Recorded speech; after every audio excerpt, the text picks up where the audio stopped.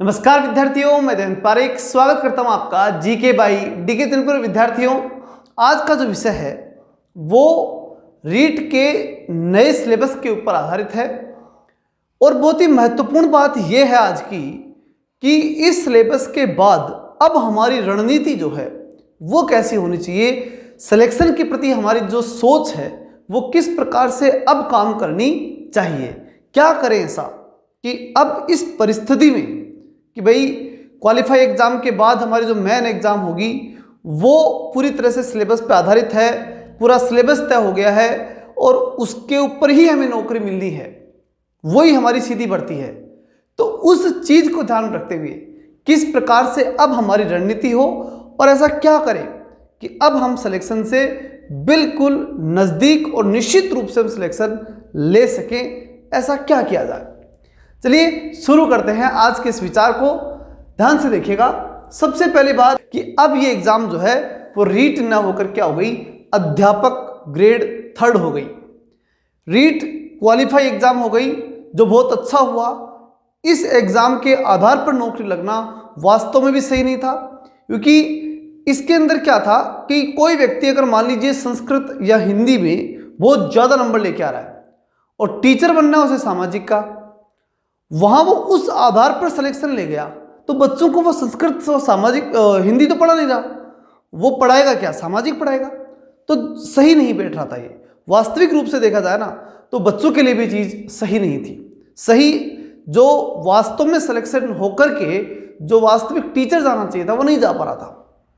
अब ये वापस से सरकार ने पुनः विचार किया कि नहीं, इसे सिर्फ क्वालिफाई एग्जाम में रहने दी जाए और उसके बाद एक एग्जाम और होनी चाहिए। पूरी तरह से हम इसके समर्थन में, जिससे इसका थोड़ा भ्रष्टाचार भी कम होगा और साथ ही सबसे बड़ी बात जो होने वाली है ना वो ये कि सब्जेक्ट एक्सपर्ट जाएंगे और बच्चों को बहुत बड़ा लाभ होने वाला है। और देखिए, सिर्फ बेरोजगारों को लाभ हो ये अच्छी बात नहीं है, बेरोजगारों के साथ साथ उन बच्चों को भी लाभ होना चाहिए जो बच्चे आने वाले हमारे देश के भविष्य हैं और हमारे ही बच्चे हों, कई दूसरे के नहीं हैं, वो हमारे बच्चे हैं।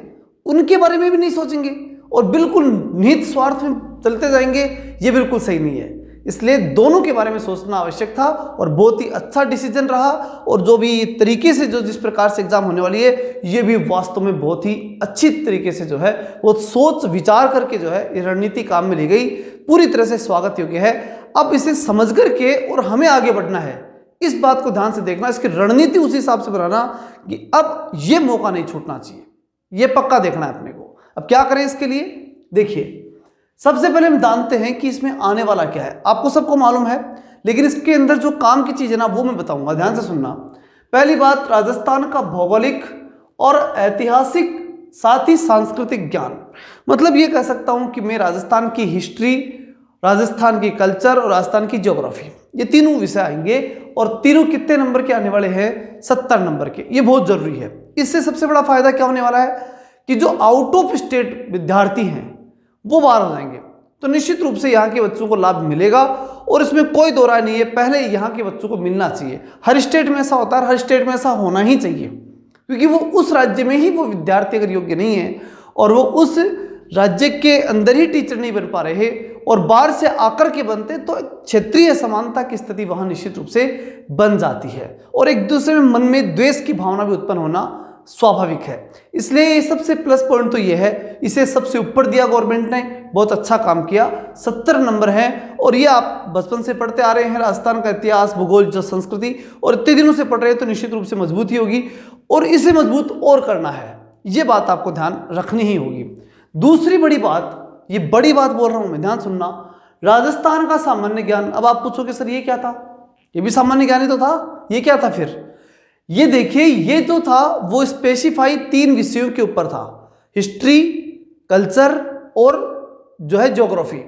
लेकिन यहां बात आ रही है सामान्य ज्ञान का, मतलब इनके अलावा जो ज्ञान है उसमें हो सकता है कि राजस्थान की पॉलिटी के क्वेश्चन हो सकते हैं, इसमें हो सकता है कि राजस्थान की अन्य जो जिला दर्शन के संबंधित छोटी मोटी चीजें और भी हो सकती है जो सामान्य जानकारी की हैं वो इसमें आ सकती हैं। अब इसका जो क्लासिफाई रूप हमने सामने आया नहीं है, लेकिन संभवतः ऐसा हो सकता है। दूसरी चीज इसमें आती है शैक्षिक परिदृश्य। शैक्षिक परिदृश्य का मतलब है कि हमारे यहाँ पर इसको हम बोल सकते हैं, एक फर्स्ट ग्रेड के अंदर चला करता है जो मैनेजमेंट चलता है शिक्षा के संबंध में किस प्रकार से मैनेजमेंट किया जाए, टीचर्स के बारे में बहुत महत्वपूर्ण होता है। वो पूरे सिस्टम चलता है, पूरी किताब है वो मैनेजमेंट की। हो सकता है कि वो चीज़ इसमें शामिल हो जाए क्योंकि शैक्षिक परिदृश्य में वो चीज़ शामिल होती है। दूसरी चीज इसमें निःशुल्क एवं अनिवार्य बाल शिक्षा अधिकार अधिनियम, ये अधिनियम तो रट लो। क्यों रट लो? क्योंकि इस अधिनियम का तो बहुत बड़ा महत्व तो आज तक भी रहा है और आने वाली एग्जाम में है ही है और भविष्य में भी रहने वाला है। किसी एग्जाम चल जाओ आप, first grade, second grade, third grade, कहीं पर भी इस अधिनियम को तो आप सोच लो कि जब आप टीचर बनने जा रहे हैं तो ये अधिनियम आपको आना ही चाहिए क्योंकि आपके काम आएगा व्यवहारिक जीवन में, आपके लिए टीचर का हिस्सा बन गया वो, इसलिए आपको आना ही चाहिए। इसको मजबूत कर लीजिए, किसे? इस अधिनियम को, पूरे अधिनियम को। इसमें से 60 नंबर का है ना, तो मुझे विश्वास है कि 15 क्वेश्चन केवल इसमें से आ जाएंगे, बाल अधिकार अधिनियम में से। इसको अच्छी तरह रट लो, ये बहुत प्रश्न देने वाला आगे जाकर के आपको। अगली चीज आती है सामयिक विषय। सामयिक विषय का मतलब करंट। तो करंट के 10 क्वेश्चन। अब इसमें मैं 60 क्वेश्चनों की जब बात करता हूं तो मुझे इस प्रकार का लगता है, इसमें लगभग 15 क्वेश्चन इसमें से होंगे, 15 इसमें से आ जाएंगे, 15 दूनी 30 और 15 इन दोनों में होंगे, सामान्य ज्ञान और शैक्षिक परिदृश्य में। ऐसा मुझे लगता है, ऐसा कुछ अभी मैंने फिर कहा ऐसा क्लासिफाई नहीं हुआ है, लेकिन ऐसा संभवतः मुझे ऐसा लग रहा है। आगे चलते हैं अपन, तो ये 60 नंबर का हो गया।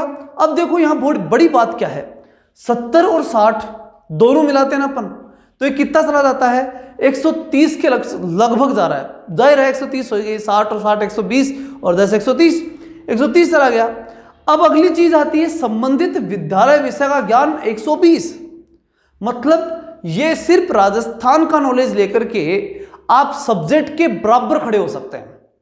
सब्जेक्ट और राजस्थान का नॉलेज, ये दो चीजें अगर आपके कमांडिंग क्षेत्र में आ जाए ना, तो पक्का है कि आप नौकरी लग जाओगे। क्यों? क्योंकि देखो आगे की जो विषय है ना, कौन कौन से? शैक्षिक रीति विज्ञान, इसका मतलब है टीचिंग मेथड।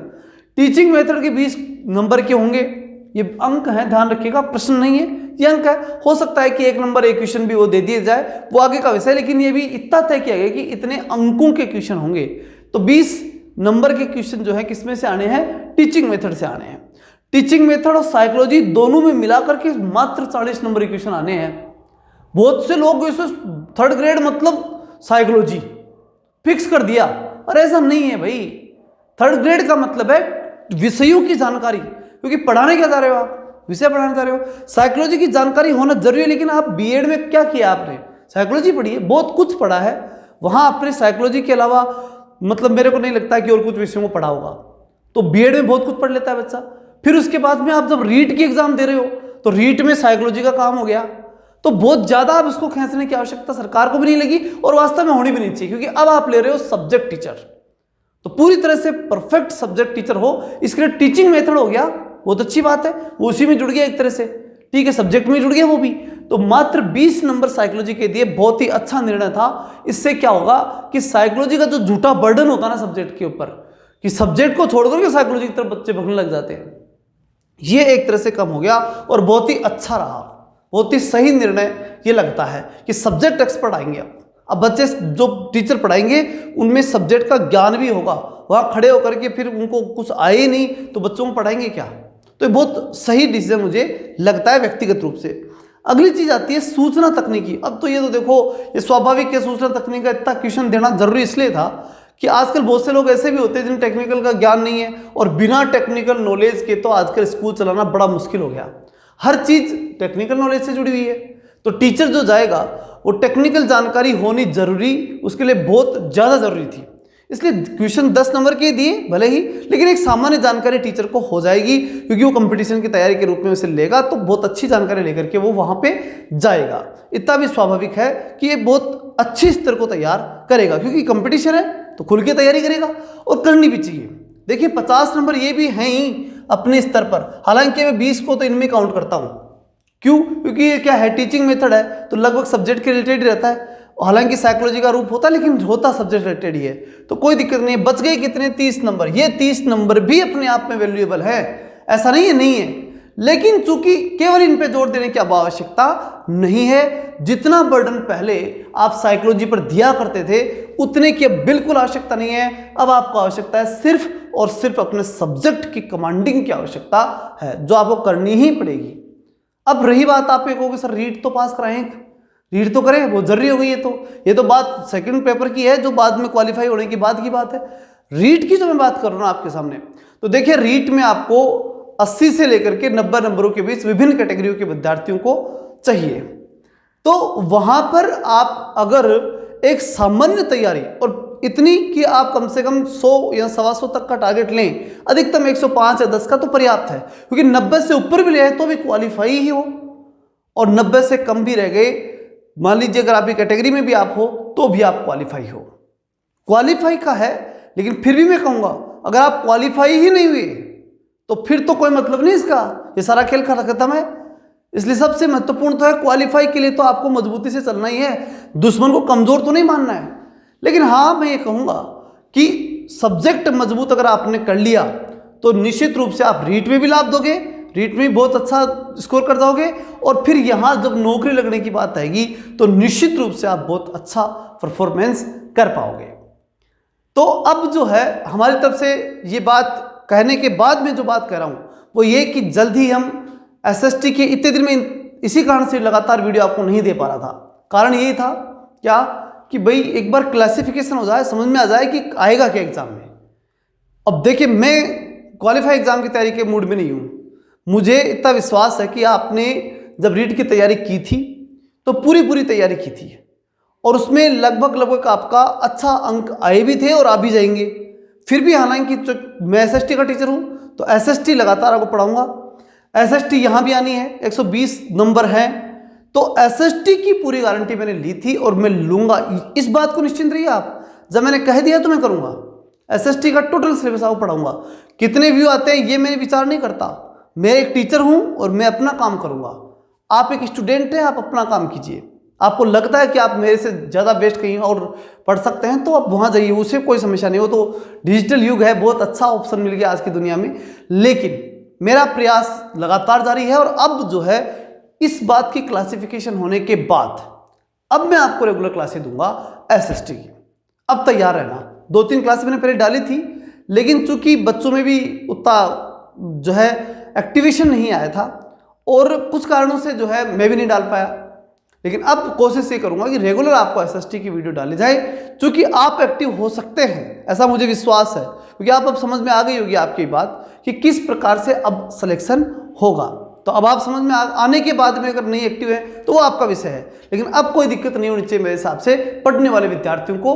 तो इसलिए अब मैं लगातार आपको वीडियो उपलब्ध करवाऊंगा, ठीक है। एसएसटी की क्लास से अब आपको उपलब्ध होंगी, साथ ही मोटिवेशन चल ही रहा है, कोई दिक्कत है नहीं। चलिए मिलते हैं नेक्स्ट वीडियो में, तब तक के लिए जय हिंद जय भारत।